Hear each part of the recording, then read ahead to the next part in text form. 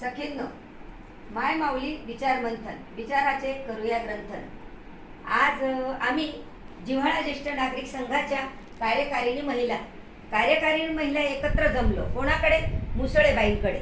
मुसळेबाईंकडे याचं अच्युत साधून की आज मातृदिन साजरा करायचा आहे।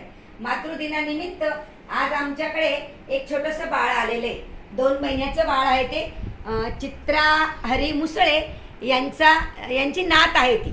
त्या नातीचं आम्हाला फार गोड कौतुक करायचं होतं, म्हणून आम्ही मातृदिनानिमित्त आज येथे सर्व ज्येष्ठ नागरिक संघाच्या महिला जमलेलो आहे। यासाठी आम्हाला मातृदिनानिमित्त एक छोटंसं संभाषण म्हणून शुभांगी मॅडम आम्हाला एक छोटीशी हे सांगणार आहे की बा मातृदिन का साजरा करायचा, कशाबद्दल करायचा ते त्या बोलणार आहे।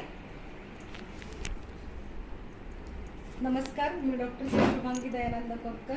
आज मातृदिनानिमित्त जिव्हाळा ज्येष्ठ नागरिक संघाने मला इथे जे आमंत्रित केलं आहे त्याबद्दल त्यांचे मनापासून धन्यवाद।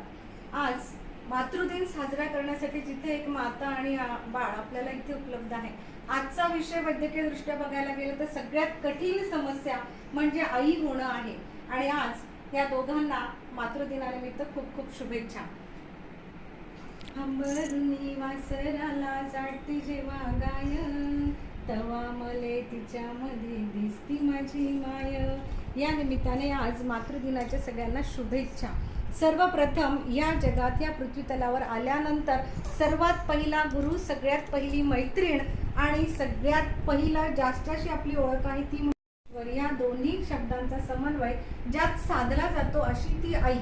आणि ह्या जगामध्ये परमेश्वराने, आपण परमेश्वराला आजच्या दिनी या मातेसाठी एकच म्हणूया की जिने जन्म दिलाय मला तिला सुखी ठेव, सुखी ठेव देवा तिला जिने जन्म दिलाय मला। या मातेविषयी देवाजवळ प्रार्थना करायची आहे। ईश्वर चरणी आपण प्रार्थना केल्यानंतर सगळ्यात महत्त्वाचं, गॉड कुड not be everywhere so he made mother, म्हणजे तो सगळ्या ठिकाणी त्याचं जाऊन काम करू शकत नाही, म्हणून त्याने या पृथ्वीवर आई जन्माला घातलेली आहे।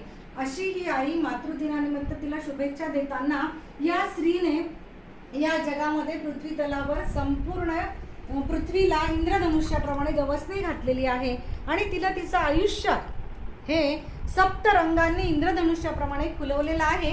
जे आपण गेल्या 2 दिवसापूर्वी आपण या महायुद्धामध्ये जे पण आपलं होत होतं त्याच्यामध्ये या 2 स्त्रियांनी या जी पण पराक्रम गाजवलेला आहे त्यांचं कौतुक करून या मातृदिनानिमित्त त्यांना देखील शुभेच्छा देऊया, आणि मी थांबते।